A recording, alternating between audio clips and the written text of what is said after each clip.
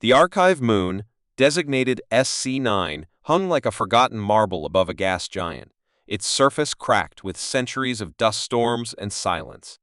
Lieutenant Commander Reina Torres stepped off the shuttle, her boots crunching on the dry landing pad, eyes scanning the eerie stillness of the abandoned research facility. She had seen many dead outposts in her years with the Terran fleet, but something about this one felt watched. Her mission was simple on paper: sort through old Council data cubes for historical records to be sent back to Earth, but something in her gut told her it wouldn't be that simple. The lights flickered as she entered the archive hall, rows of glowing shelves humming softly, like whispers trapped in glass. Hours passed as she logged faded documents and corrupted media, most of it mundane old trade routes, diplomatic logs, species taxonomy, until one cube, small and blackened, pulsed once in her hand before revealing a fragment of video. She leaned closer. The footage was old, jittery, but clear enough. A council meeting years before the official records claimed humanity's first contact, discussing a threat assessment. The word human was spoken in tones of fear, not curiosity. The vote was unanimous: enact containment protocol. Earth must remain isolated. Suppression begins immediately. Reina froze. That couldn't be. History said the Council discovered Earth and welcomed humanity into the stars after peaceful contact. This footage told a different story, one where Earth was caged, not embraced. She copied the file and kept digging, uncovering more documents sealed behind heavy encryptions, each more alarming than the last, hidden monitoring programs, psychological profiling, selective technology leaks. As she decrypted one final file, her terminal went dark. Every light in the room flickered off, replaced by the low hum of backup power. Then, the door behind her slammed shut. Unauthorized data breach detected, a mechanical voice echoed through the speakers. Reina grabbed her sidearm, backing toward the emergency hatch, but it wouldn't budge. Her communicator crackled, unexpectedly alive. "Reina Torres," a voice whispered, "not automated, alive, urgent. They found you. You need to run. There's a way out through sublevel 4. I'm unlocking it now." The screen on her wrist flashed coordinates. "Who are you?" she hissed, but the voice cut out. "No time." She ran. Down metallic corridors, under flickering lights, as small surveillance drones buzzed to life behind her, scanning, tracking. Doors slammed shut in her wake, some opening only seconds before impact. She reached the sublevel, far older and dustier, unused in decades, and saw a narrow corridor where a figure stood, cloaked in shadow, holding open a maintenance shaft. "This way," the figure said. He wasn't human. Tall, slender, with violet skin and a face hidden by a breathing mask, he moved fast and quiet as she followed. They dropped into a tunnel and emerged near the moon's underhang, where an old skiff lay powered up. "Name's Kieran," he said quickly. "I worked for them, until I saw what they were hiding." Reina didn't know if she could trust him, but the moment drones appeared at the ridge above them, the choice vanished. She jumped aboard as the skiff launched into the thin atmosphere, laser pulses slamming the rocks behind them. "What was that footage?" she asked as they soared into space. Kieran's eyes glowed faintly, part of something much bigger. "The Council didn't find Earth. They quarantined it. Because they feared you. And if you saw that, they'll come for you. They always do." Behind them, the archive moon was already flaring with silent explosions, reduced to debris before anyone else could find what she did. Reina sat frozen in her seat, the stolen cube in her pocket now heavier than any weapon she had ever carried. For the first time in her life, the stolen skiff drifted through the emptiness of space, its engines running silent to avoid detection, while Reina Torres sat across from Kieran, her mind spinning faster than the stars outside. She had once believed the Galactic Council stood for peace, order, and progress, but the evidence now in her hands told a darker truth. Kieran, the alien defector with sharp eyes and a voice like cold steel, connected the data cube too. A hidden console built into the skiff's wall. A hologram blinked to life, revealing the emblem of the Galactic Council with a black slash across it. "This is what they never wanted anyone to see," he said, tapping the display. Words scrolled down the screen. Directive 7. Black and Reyna leaned forward. It was an emergency protocol, approved by the highest members of the Council centuries ago, designed not to protect civilizations, but to control or erase them.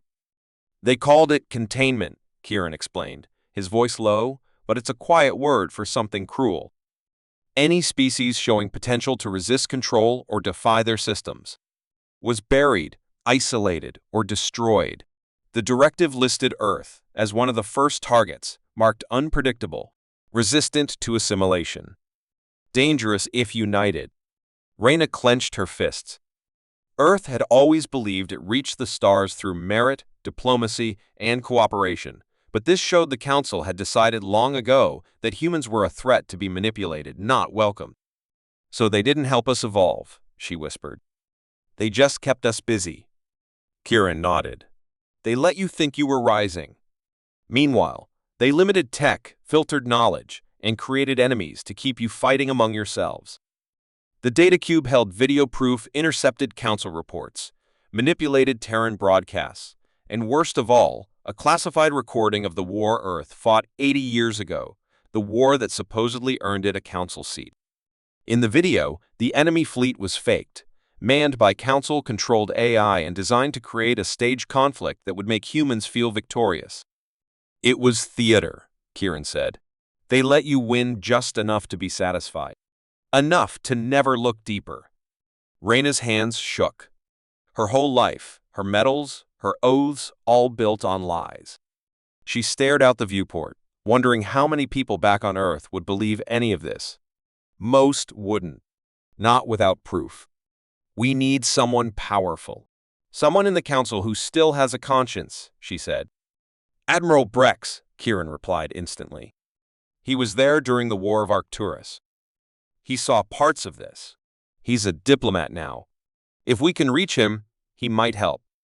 The problem was reaching him. He was stationed at the Terran Embassy on Veltrax Prime, a Council core world. Getting near him without being arrested or worse would be nearly impossible. But Reyna was used to impossible. A day later, they landed on Veltrax using forged codes and old diplomatic credentials from Reyna's past. The city shimmered with high towers and floating ships, too clean, too perfect. The embassy sat like a fortress in the heart of it. Kieran stayed in the skiff while Reyna slipped through the city wearing a hooded cloak, her eyes always scanning. She finally made it inside, using her old officer ID to bluff her way past security. The halls were quiet, and Brex's office door opened with a soft chime. The old admiral stood there, silver-haired and sharp-eyed. He didn't look surprised to see her. Torres, he said. I thought they'd send someone younger. She stepped in, dropped the data cube on his desk, and played a short clip just enough to make his face tighten. So, it's true, he muttered. You finally found it. You knew, she accused. And you stayed silent. Brex didn't answer for a moment. Then he sat down, shoulders heavy. I tried to fight it once. But the Council buries everything. They have systems older than our species. I stayed alive to wait for someone like you. He reached for a hidden drawer, pulling out a small chip. This holds the key to a full archive. The records of Earth's real first contact. The battles. The decisions. The lies. Reyna took it, heart racing. Before she could speak, a low alarm blared. Brex stood, eyes wide. They're here. An explosion tore through the outer wall, fire and smoke swallowing the hallway. Council enforcer drones stormed the building, weapons raised. Brex shoved Reyna through a side exit, shouting, "Get it to the people," before disappearing behind a steel door that sealed with a hiss. Reyna ran, pulse pounding as sirens echoed across the city. She barely reached the skiff, leaping aboard as Kieran fired the engines. What happened? He asked. They knew we were coming, she replied. He gave us more. Enough to burn them down. But even as they jumped to light speed, her hands shook. They had the truth. But the Council had power, armies, and control of almost every communication channel. Spreading this story would take more than data. It would take allies. Reyna stared at the stars ahead, her voice firm. We find the truth. Then we make the galaxy hear it.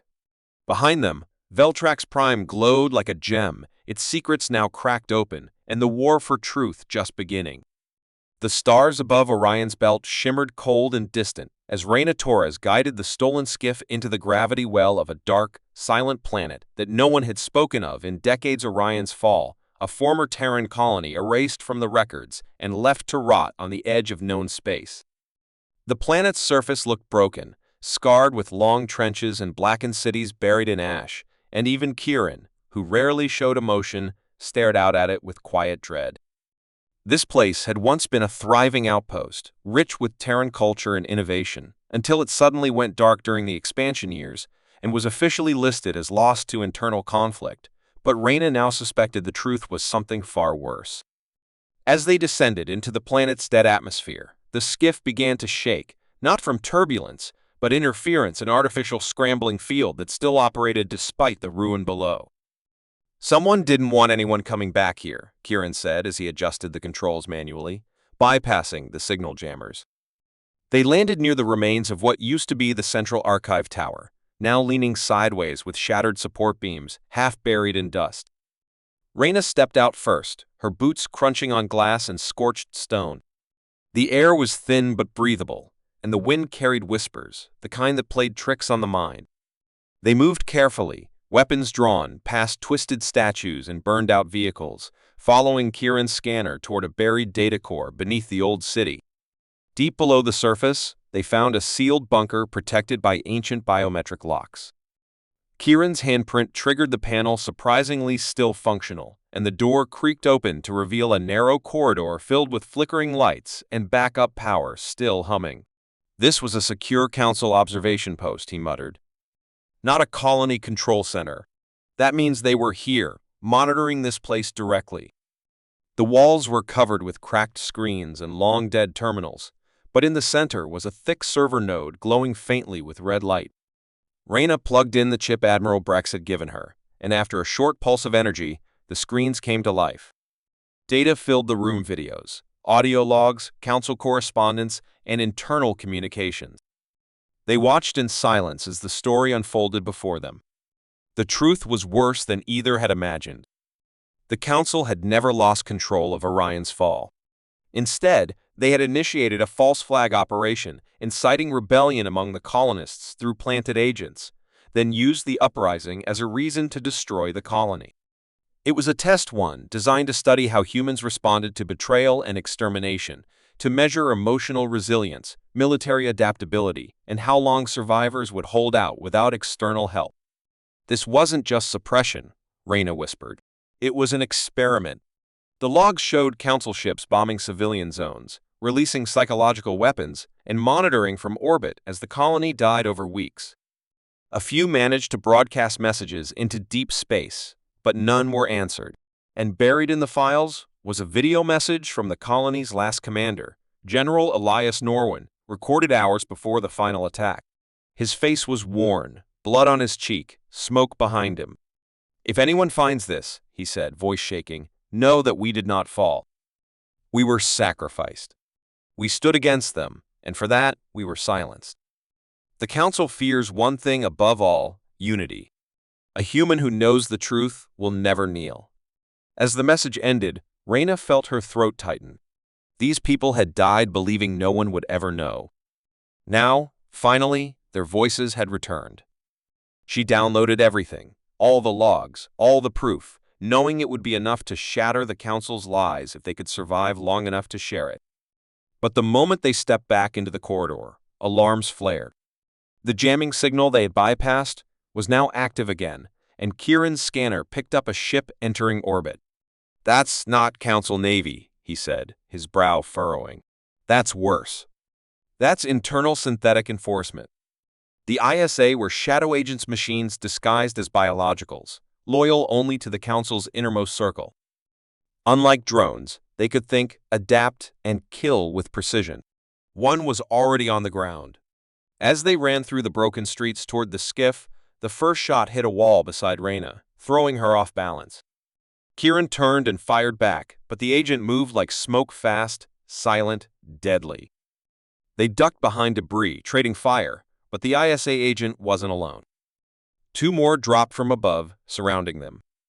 Reyna shouted for Kieran to move as she lobbed a pulse grenade, blinding the enemy just long enough to scramble into the skiff and lift off. A blast rocked the underbelly as one agent hit them with a plasma bolt, but they escaped the gravity well just in time.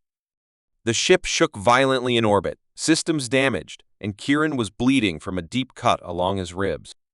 Reyna piloted manually, flying blind through asteroid debris while reactivating stealth protocols. They drifted in silence for hours before the danger passed. Inside the skiff, Kieran rested against the wall, pale but alive. Reyna played the message from Norwin again, this time through a pirate signal, broadcasting it across a low-range, untraceable frequency. Within hours, messages returned encrypted signals from rebel sympathizers, rogue AI-exiled scientists, and smugglers who had long whispered about Orion's fall but never had proof. "You just lit a fire," one of them said through static. "People will want to see more. Send us the files. All of them." Reyna hesitated.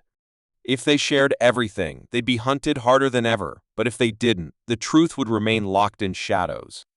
She sent the files, one by one. The revolution had begun. Far below, the ashes of Orion's fall glowed faintly, not from fire, but from history, refusing to stay buried.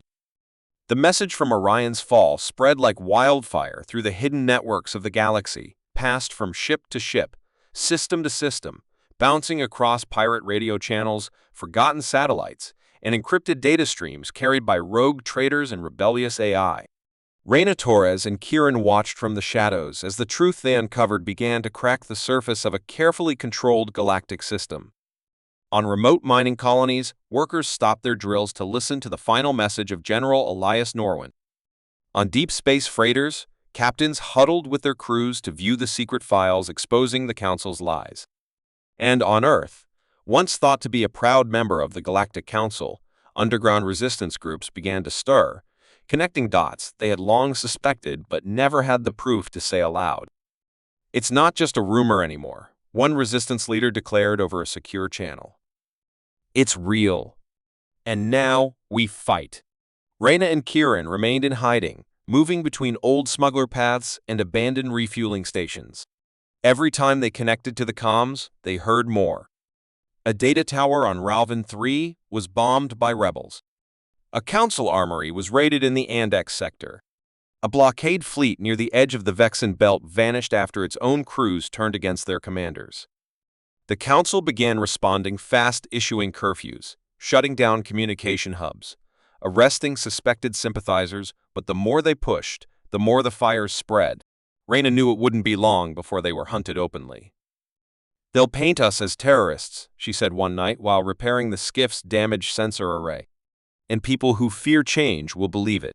Kieran nodded, adding, "But those who've lost family to council silence they'll remember. They'll fight."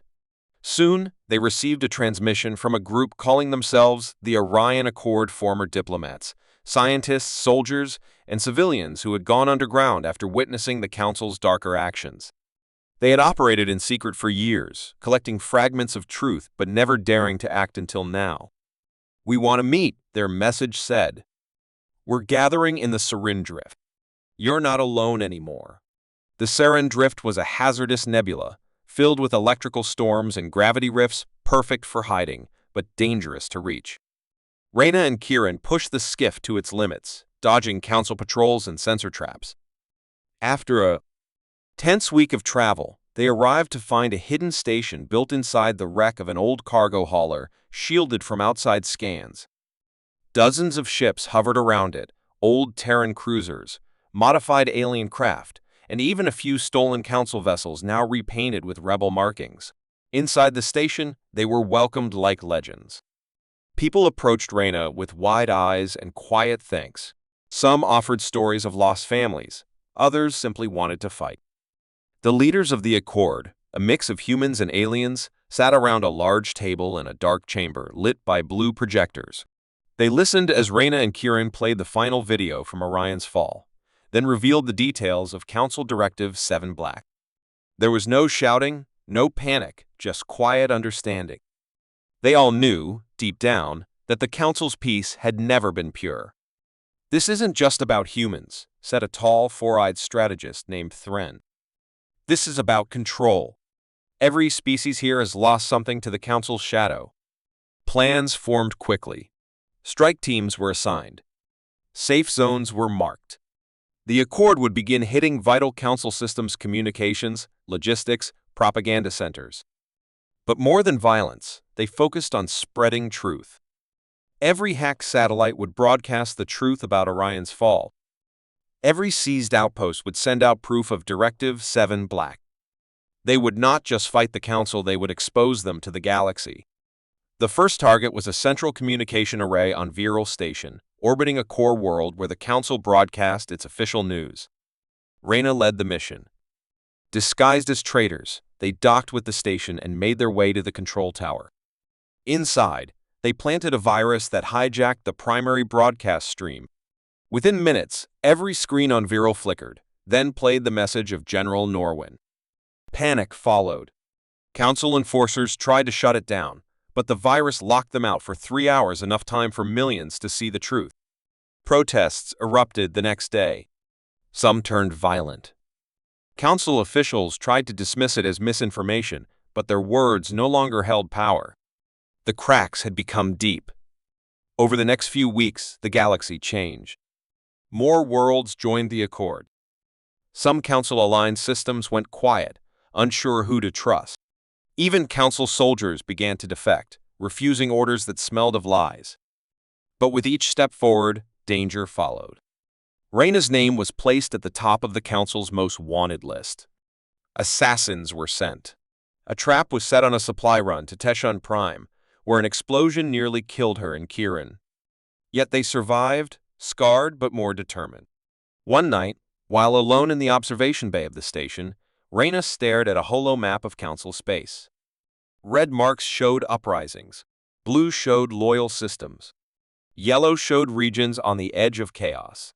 "It's working," she said softly. Kieran stood beside her, arms crossed. "But the Council hasn't used their full power yet." "They will." And they did.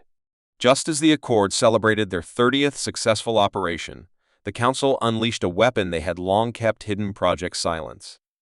Massive ships equipped with broadcast nullifiers and memory destabilizers began targeting rebel zones.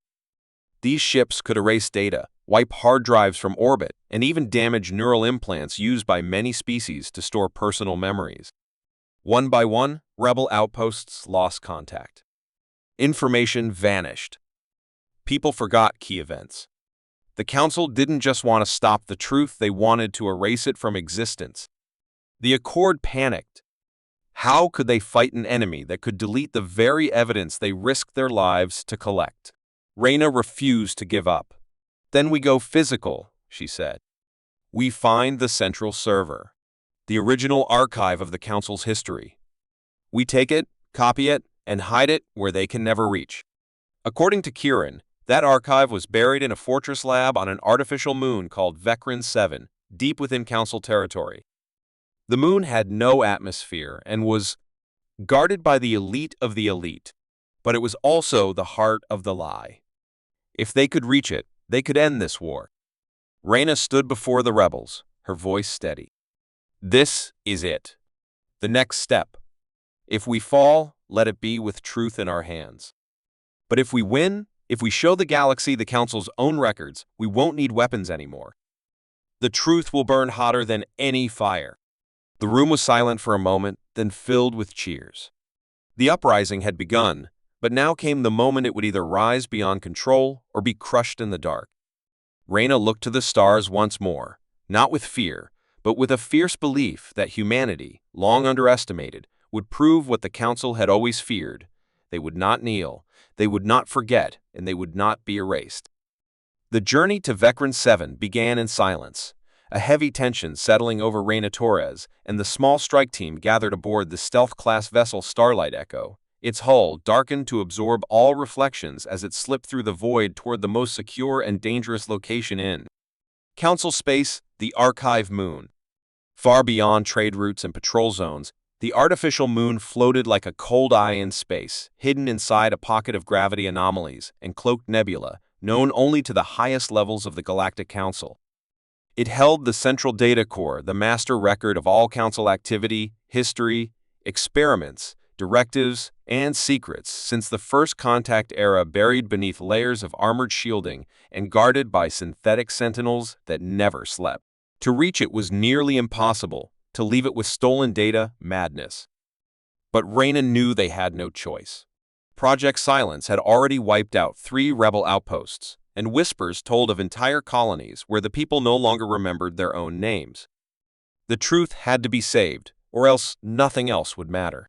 Kieran sat beside her in the command chamber, still pale from the wound he'd taken back on Teshin Prime, but sharp as ever, eyes locked on the map as the Starlight Echo entered the gravitational field surrounding Vecran 7. "They'll detect us if we go any closer," he said. Reyna nodded. "Then we go quiet. Manual control." The team suited up in zero-gravity gear, each carrying a small portion of the virus they had designed to break into the Council's mainframe. As they drifted from the ship in silent formation, hidden among the space debris floating near the moon's surface, Reyna could feel her heart pounding louder than the stars themselves. Below them, the surface of Vecran 7 glowed faintly, patterned with metal walkways and gun towers, and in the center, a towering spike, the data core pierced upward like a blade. They landed beneath a vent line, cutting into the external maintenance port. Inside, the air was cold and sterile, and the silence was deeper than death. Synthetic enforcers patrolled in regular rotations, unaware that a ghost was creeping into their heart. Kieran led them down narrow shafts and forgotten corridors, using old Council engineer codes he had once memorized during his time as an undercover intelligence officer. When they reached the outer layer of the data vault, a pulsing ring of light swept across them. The AI Guardian had noticed them. "Too fast," one of the team whispered, but there was no time to turn back. Reyna pressed the virus chip into the access node, and for a moment, everything froze. Lights dimmed, doors locked. The station went still. Then, the vault door opened with a slow groan, revealing a vast chamber filled with glowing data columns stretching into the distance, each one humming with the weight of history. They stepped inside, and the air felt different, charged, alive. Here, the truth wasn't just stored, it watched. Reyna moved quickly, linking her core device and initiating the transfer. One by one, massive files flowed into her drive, detailed orders from Council leaders, proof of the Orion's Fall massacre, records of Project Silence's test trials, black-budget experiments, deleted species logs, and entire colonies marked as erased. It was all there. But just as the final transfer began, alarms screamed through the vault, and the walls flashed red. The AI had rebooted faster than expected. Defense systems activated, and metal doors slammed shut behind them. "They know we're here," Kieran shouted, pulling out his weapon as sentry drones descended. Lasers cut the air. The team returned fire, but they were outnumbered. "Finish the transfer." Reyna yelled, ducking behind a console as sparks exploded above her. One teammate fell, then another, but the drive was still active. She watched the counter tick upward, 92%, 95%, 99%, then blinked green. Complete. She yanked it free, slamming the manual override on the far wall that released the emergency blast hatch beneath them. The floor gave way, and they dropped through a maintenance tunnel into the lower layers. Smoke filled the shaft, and gravity fluctuated as the moon's system struggled under the attack. Reyna crawled forward, pulling Kieran behind her. Only 4 of them were left. They reached the hangar bay, but Council interceptors had already scrambled, and explosions rocked the ceiling. "We'll never get the ship out in time," someone said. Reyna turned to Kieran, holding up the data drive. "You know the relay pods in the maintenance deck?" He blinked. "They're old. Slow. But untraceable," she said. "You can launch one, can't you?" He hesitated, then nodded. She handed him the drive, gripping his shoulder. "Take it. Get it to the Accord, even if I don't make it." He didn't argue. He just ran. Reyna and the remaining 2 held the hangar as long as they could, drawing fire, creating noise and chaos while Kieran disappeared down the lower tunnels. They fought until the ammo ran dry, then fell back, throwing smoke charges and using the last of their explosives to block the doors. In the end, it was only Reyna standing, injured, back pressed to the hangar wall as the enemy drew closer. She closed her eyes and thought of Earth's blue skies, of the voices she'd heard whispering the truth back into the stars, and smiled. Somewhere beyond the void, a tiny pod was flying slow, fragile, but unstoppable. Inside it, the truth pulsed, alive, free. Kieran had made it. Days later, across distant sectors, the data emerged first in bits and fragments, then in full waves.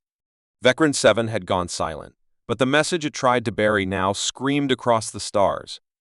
The Council tried to deny it, then blamed rebels, then claimed it was fabricated.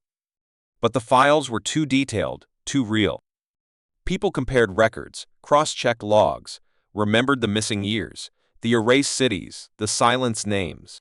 Council officials began to defect, broadcasting apologies. Civilian uprisings took entire starports. Even loyal systems paused, uncertain. The illusion had cracked beyond repair. In the heart of the rebellion, Kieran stood before the Accords High Council and uploaded the drive into the core database.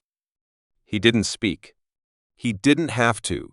The images spoke for themselves. Children in Orion's fall waving before the final strike, audio logs of council leaders laughing as colonies were erased, test results from Project Silence on living minds. And finally, Reyna's face recorded in her final moments, calm, fearless, staring at the camera with a quiet message. If you see this, we didn't fail. We lit the stars with truth. The galaxy changed. The council fractured. New coalitions formed, not from fear, but from hope. The Orion Accord became more than a resistance. It became a movement for justice, truth, and unity. And across the stars, on ships and stations and cities, people remembered the name of the woman who dared to uncover the secrets they tried to bury, and they spoke it with pride. Reyna Torres, the voice that lit the darkness.